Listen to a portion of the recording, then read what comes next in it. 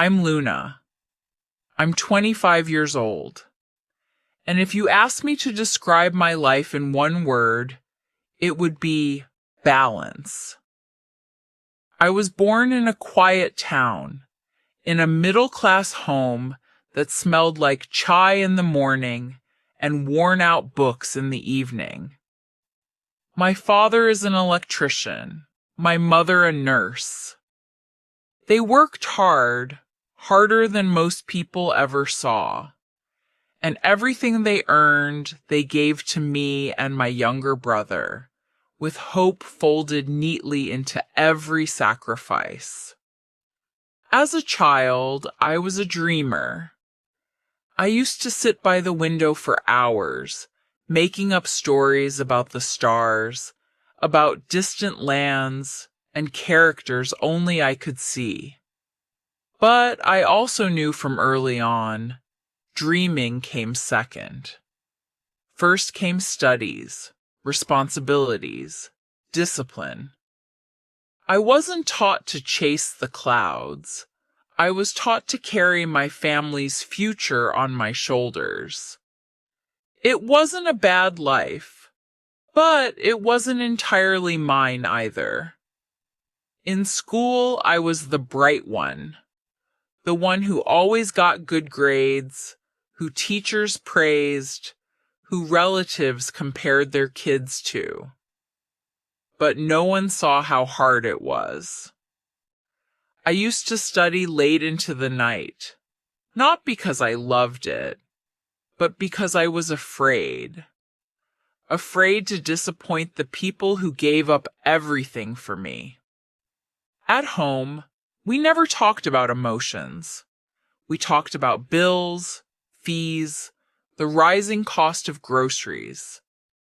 I learned to hide my anxiety, to swallow my sadness, to smile when I was tired.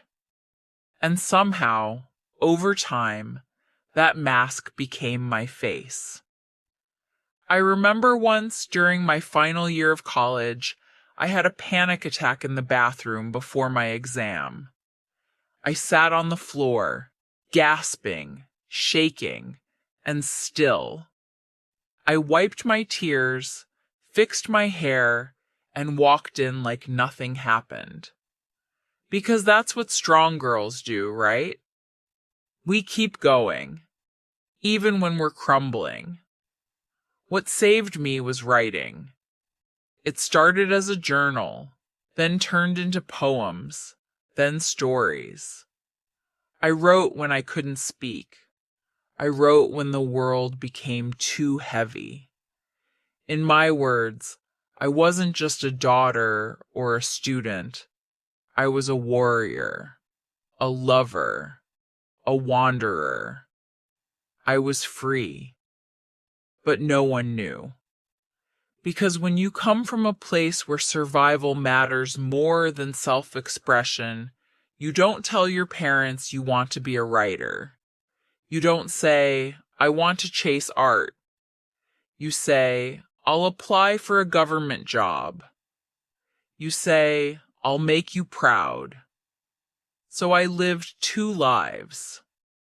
By day, I was practical, responsible Luna. By night, I was the girl spilling her soul onto paper, dreaming of publishing a book, of having her voice heard. And I kept wondering, is it selfish to want more? To want a life that feels like mine? I met Arav during my internship. He was soft-spoken, observant, a little awkward, but he listened like nobody else ever had. One evening, after everyone left the office, I accidentally left my notebook behind.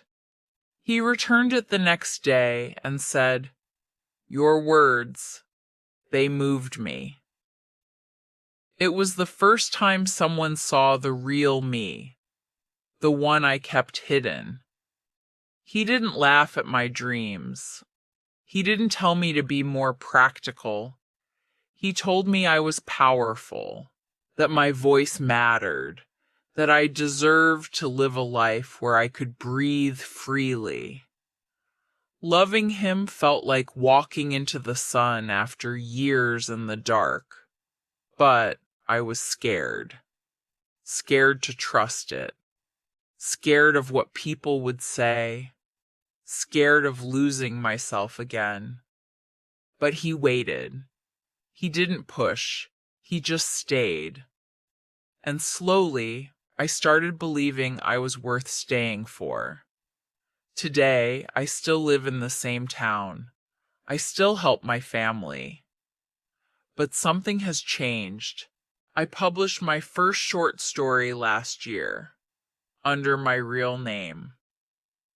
My parents didn't understand at first, but when they saw my name in print, I caught my mother secretly framing the article.